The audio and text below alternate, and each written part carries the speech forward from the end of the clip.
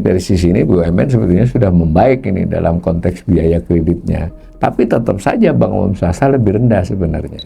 Nah, yang menarik yang orange BUMN, overhead kantor BUMN selalu lebih tinggi dari industri meski membaik selama Februari ini. Bisa kebayang ya, karena BUMN ini paling rajin tuh membiayai berbagai event-event olahraga, promosinya banyak. BI tahu transmisinya butuh waktu 1 bulan, 2 bulan, kadang time lag-nya panjang. Dan khusus untuk overhead tadi kan kadang tidak urusan dengan BI rate, ya toh? Berapapun BI rate, overhead kantor itu lebih kepada gerakan manajemen di internalnya untuk memperbaiki. Maka kalau Bank Himbara ikutan sakit karena harus menopang fiskal yang terlalu berat, atau terpaksa juga bantu Bank Indonesia untuk beberapa kebijakan yang mungkin kontrasiklikal, maka belum tentu juga daya tahannya cukup baik untuk tekanan yang besar.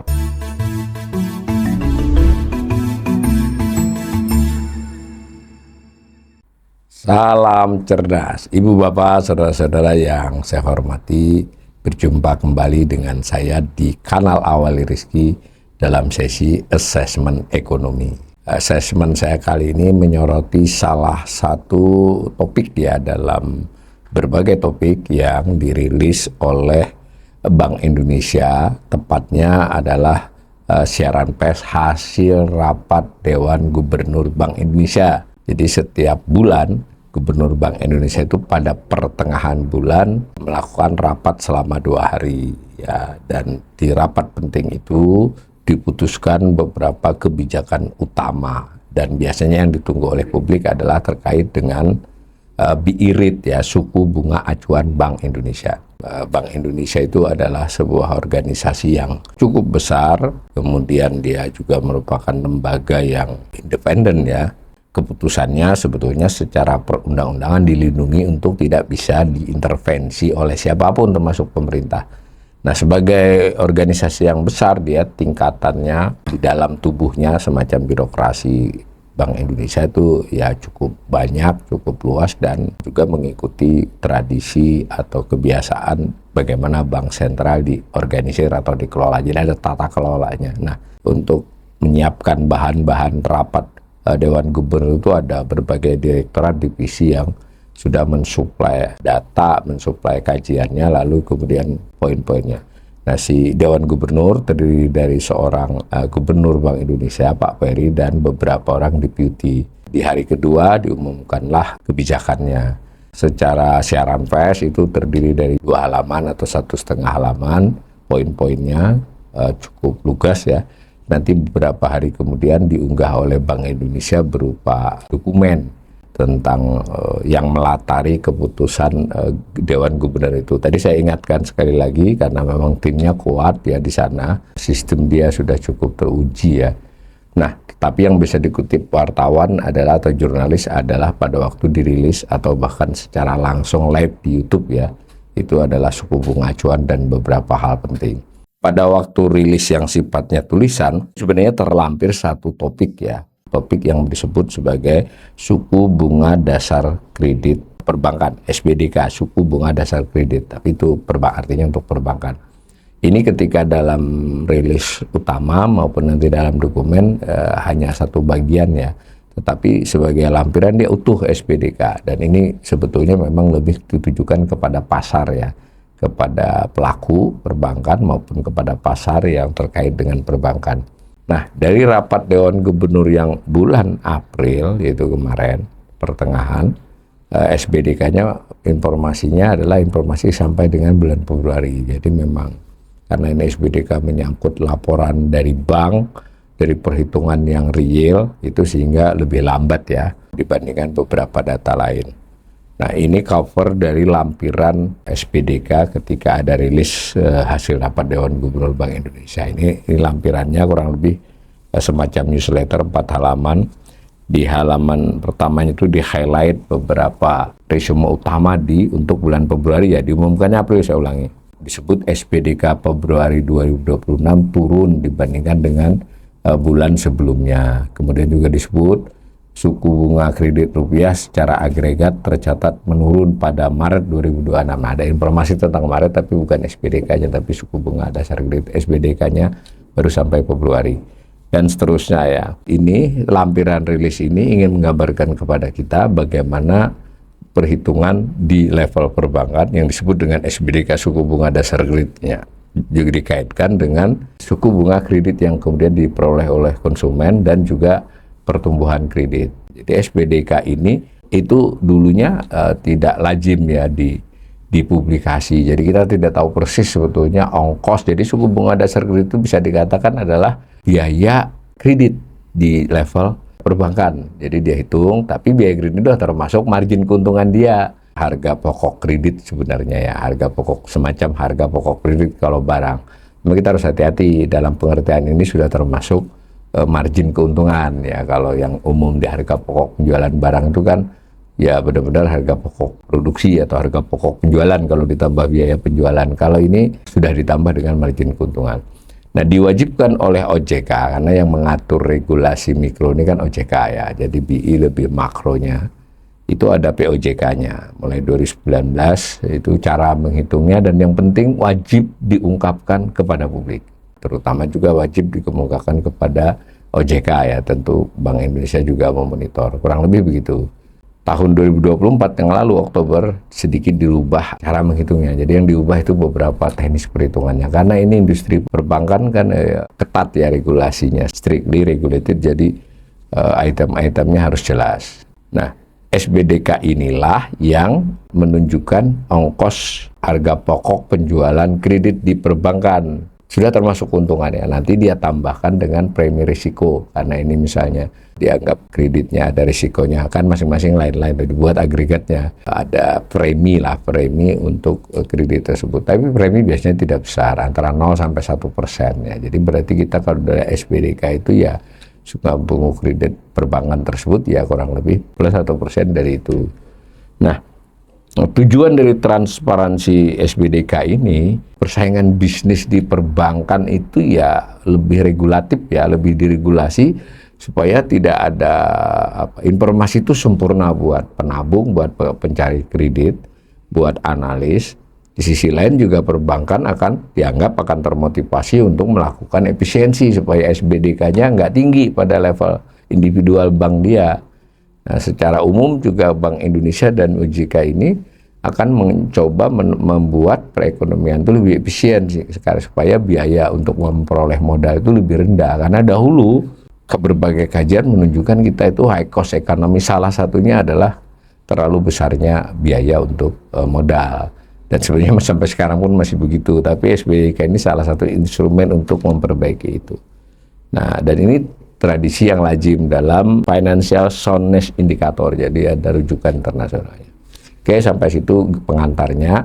Nah, ini publikasi terkini tadi, yang bagian dari 4 halaman tadi ada grafik satunya saya tayang di sini untuk menunjukkan merah itu, garis merah itu adalah SBDK, suku bunga dasar kredit. Disederhanakan kalau pakai bahasa itulah harga pokok kredit di perbankan. Dalam hal ini memang termasuk margin keuntungan. Nanti kalau sampai ke konsumen, ke debitur yang berutang itu kurang lebih bertambah 1%-an ya, sesuai dengan risiko masing-masing debitur yang ditetapkan oleh bank tempat dia memberi kredit. Maksudnya masing-masing itu si bank itu punya kebijakan untuk mengkategorikan debitur-debiturnya kan. Itu kebijakan internal masing-masing perbankan. Tapi perbankan harus mengumumkan, melaporkan, saya itu harga pokok penjualan kredit itu segini. Dan mestinya ini juga berhak diketahui oleh calon debitur ya. Nah, gambarnya begitu, posisi bulan Februari yang merah itu SBDK 8,53%. Nah, mari kita sudah punya imajinasi ya. Nggak mungkin bunga kredit di bawah itu kira-kira itu. Tapi ini agregat. Sebetulnya kan di masing-masing bank ada berbagai jenis ya. Yang SBDK-nya itu secara umum sama karena itu biaya pokok penjualan. Nah, tapi kan ada beberapa item kan, misalnya untuk ongkosnya, OHC-nya, untuk jenis kredit tertentu mungkin ada tambahan macam-macam ya, harus ada survei dan sebagainya.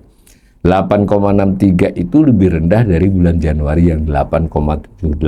Ini termasuk penurunan yang signifikan ya. Turun 15 basis point ya. Kalau lihat gambar aja yang orange bulan Februari ini berita sangat baik, jarang kan turun begitu, sempat menaik ya selama tahun 2024 itu, nah, Maret ya. Nah, sempat stabil di beberapa tahun dan sempat tinggi banget di tahun 2020 ya, wajar ya. Waktu zaman Covid sampai 21 itu bahkan SBDK sempat di atas 10%. Tapi stabil di kisaran 8 ya, 8,5. Naik. Kemarin itu sempat beberapa bulan lebih dari 9.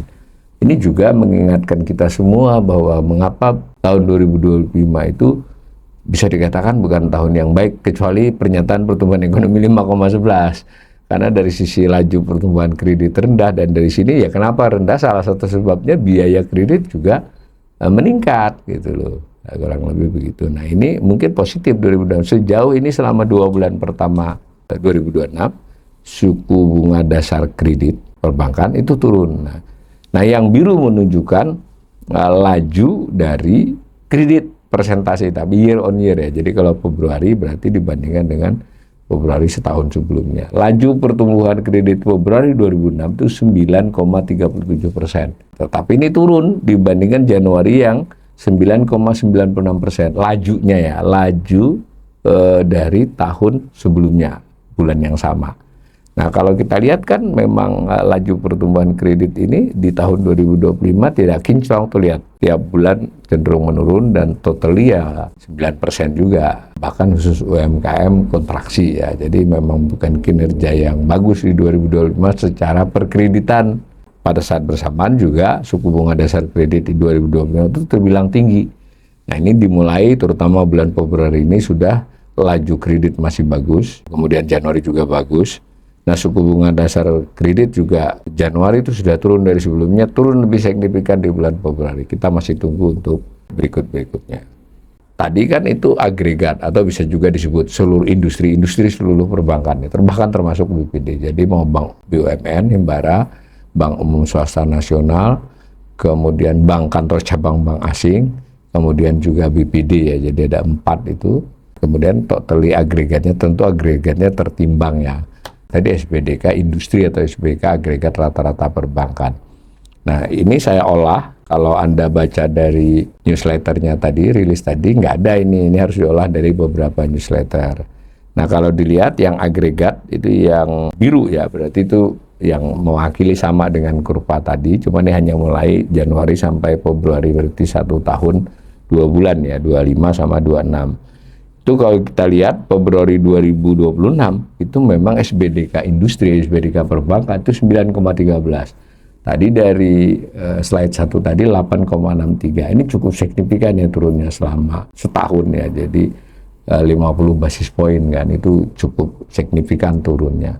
Kalau khusus Bank BUMN yang orange itu, Bank BUMN ini menarik ya, SBDK-nya harga pokok kreditnya itu lebih tinggi dari rata-rata industri. Jadi dia termasuk tinggi kan, bukan termasuk ya, malah tinggi. Yang lebih tinggi dari dia cuma BPD. Itu sekarang 8,82, jadi lebih tinggi dari rata-rata yang 8,63. Nah, kalau dilihat pola itu, penentu yang biru industri itu memang Bank BUMN, karena memang dia mencapai lebih dari 50% ya, mungkin sekitar 56 atau 50-an 5% size-nya lah ya. Nah, maka gerak di BUMN akan mempengaruhi rata-rata kan, karena dia separohnya. Nah, kalau kita lihat tetap saja lebih tinggi ya, meskipun SBDK BUMN turun, SBDK agregat turun, tapi tetap di atas 20 basis poin. Tapi itu termasuk jarak yang terdekat ya. Sebelum-sebelumnya jaraknya kan jauh tuh, rata-rata 40 basis poin dibandingkan rata-rata SBDK industri. Nah, abu-abu itu adalah khusus Bank Umum Swasta Nasional. Kan di bawahnya. Untuk tahun 2026 ini Februari dia 8,47% ya harga pokok kredit itu. Nah, meskipun turun, si BUSN ini turunnya tidak sekuat BUMN. Jadi dari sisi ini BUMN sebetulnya sudah membaik ini dalam konteks biaya kreditnya. Tapi tetap saja Bank Umum Swasta lebih rendah sebenarnya. Itu informasi yang kita olah, itu asesmen saya begitu. Kemudian saya masuk ke yang lebih rinci. Tadi SBDK itu kan adalah suku bunga dasar kredit. Bolehlah disebut sebagai harga pokok kredit. Nah, mirip dengan harga pokok penjualan barang. Bedanya di sini ada margin. Ada 3 komponen. Jadi tadi 8, berapa tadi? 8,63 itu dikontribusi oleh 3 kelompok. Yang pertama harga pokok dana untuk kredit. Hati-hati ya, ini harga pokok perolehan dana, bukan harga pokok kredit keseluruhan. Jadi kalau ibarat penjualan itu ya ini biaya pertamanya kan adalah karena bank memakai duit simpanan kan gitu. Jadi harga perolehan dana itu berapa. Nah itu bisa biaya DPK, biaya giro wajib, biaya premi. Jadi termasuk selain membayar deposito juga ada urusan premi kepada LPS. Jadi bayar premi kan karena untuk penjaminan, kemudian juga ada biaya giro wajib minimum ke Bank Indonesia. Nah, begitu juga ada biaya surat-surat berharga yang diterbitkan, biaya diterima. Jadi biaya untuk perolehan dana, begitu aja ya. Komponen kedua biaya overhead. Nah, ini biaya kantor lah, biaya kantor, biaya operasional. OHC ya, overhead cost. Terdiri dari, nah ini kalau ini teknis ya, nilai wajar liabilitas, kerugian risiko operasional, komisi dan seterusnya. Tapi intinya ini kalau di biaya tenaga kerja, biaya operasi kantor, dan yang penting kadang yang cukup besar itu adalah biaya promosi ya. Kita kan sudah tahu tuh pertandingan-pertandingan olahraga atau apa itu kan perbankan kan banyak yang membiayai, itu kan masuk OHC kado level di pembukuannya si bank. Biaya overhead ya. Yang ketiga margin keuntungan. Jadi biaya perolehan dana, biaya operasional, biaya overhead ditambah dengan margin keuntungan. Tapi harus di state ya, di sini dalam peraturan OJK dia harus mengumumkan, melaporkan. Jadi nggak boleh dirahasiakan. Kembali ke laporan tadi, gambarnya begini yang 3 tadi. Nah, untuk tahun 2026 bulan Februari ini, yang biaya perolehan dananya itu biru, itu 3,04%. 3,04 dari 8,63 tadi ya. Kemudian yang overhead cost-nya 3,35 dari 8,63 tadi. Terus yang ketiga margin yang ditetapkan oleh bank secara rata-rata, kan ini seluruh industri namanya, itu 2,26%. Nah, maka kita dari grafik ini juga bisa melihat ya, misalnya perkembangan yang biru tadi ya, yang harga perolehan dana itu di tahun 2019, 2002 masih tinggi. Jadi cenderung menurun. Sempat menurun, kemudian naik kembali di 23, 24.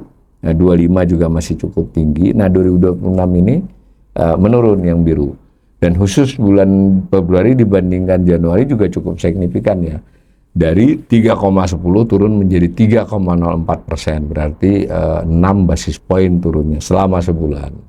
Kalau tren ini lumayan ya bagus ya. Tapi kalau dari pengalaman kita dari sebelum-sebelumnya ya kelihatannya nggak akan jauh dari 3 ya biaya perolehan dana itu. Turun-turun ya ke 3, ke 2,9 dari pengalaman yang dulu-dulu. Kita bisa membayangkan ya kalau nasabah menabung itu ya bunganya kurang dari 1% ya. Bisa 0,5, 0,6. Jadi kalau orang punya duitnya kurang dari 100 juta itu ya dapat bunga dibandingkan dengan biaya lain-lain, duitnya bisa berkurang. Tapi kan untuk yang deposito kan ada yang 4,5, apalagi kalau yang duitnya banyak mungkin bisa minta yang 5. Itu kan biaya perolehan dana dibuat rata-rata.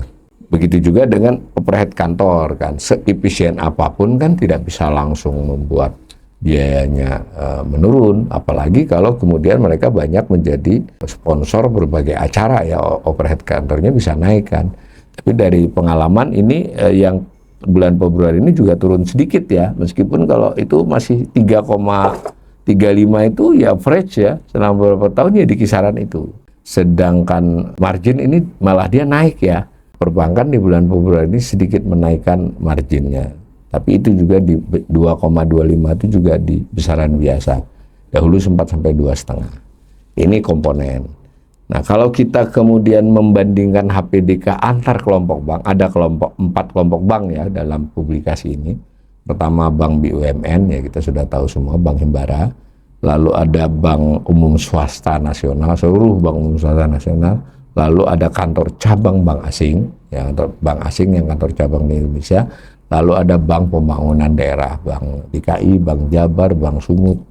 Grafik ini menggambarkan ke 5-5-nya yang arsiran abu-abu itu mengulangi kembali yang SBDK industri tadi keseluruhan. Silahkan dicari ya di dokumen Bank Indonesia tadi, saya simpulkan sederhana, BUMN tuh malah naik ya. Tadi kan HPDK keseluruhan kan turun tuh, tapi yang BUMN naik meskipun tipis ya, naik. Ini salah saya, bukan jadi 3,23, jadi 2,83 dari 2,82. Ini salah tulis di sini, yang di grafik benar. Nah, tapi kalau kita lihat juga, itu BUMN ini sekarang lebih rendah dari Bank Umum Swasta Nasional yang 3,23, yang abu-abu ya. Selama setahun 2025 kemarin berimpit tuh, bahkan mulai dari 2024, hampir 2 tahun itu HPDK-nya Bank Umum Negara dengan Bank Umum Swasta Nasional itu sama, kurang lebih. Nah, ini dimulai bulan November sampai Februari ini turun. Nah, ingat, ini salah satu penyebabnya adalah duit yang ditaruh oleh Menteri Keuangan, SAL, yang diambil itu salah satunya sih, karena dia diberi nilai bunga tapi bunganya lebih rendah, itu menurunkan HPDK secara agregat ya. Sebetulnya kalau dikasih kan sekitar 3,9 lebih gede loh dari punya dia. Tapi karena dia menjadi penimbang rata-rata keseluruhan, dia juga mau berkontribusi menurunkan. Dari tahun 2020 kalau kita perhatikan, HPDK itu hanya turun sedikit, bahkan sempat naik. Ini kesimpulan yang pertama tadi. Nah, yang menariknya kantor cabang bank asing itu HPDK-nya lebih rendah ya. Kalau BPD tinggi wajar ya, Bank Pembangunan Daerah. Nah, lalu bagaimana dengan overhead kantor, ongkos operasional? Nah, di sini OHC secara industri itu menurun, tapi tetap lebih tinggi dari tahun-tahun yang lampau ya. Ya, sebetulnya kalau mau fair ya kurang lebih segitu-gitulah overhead cost itu.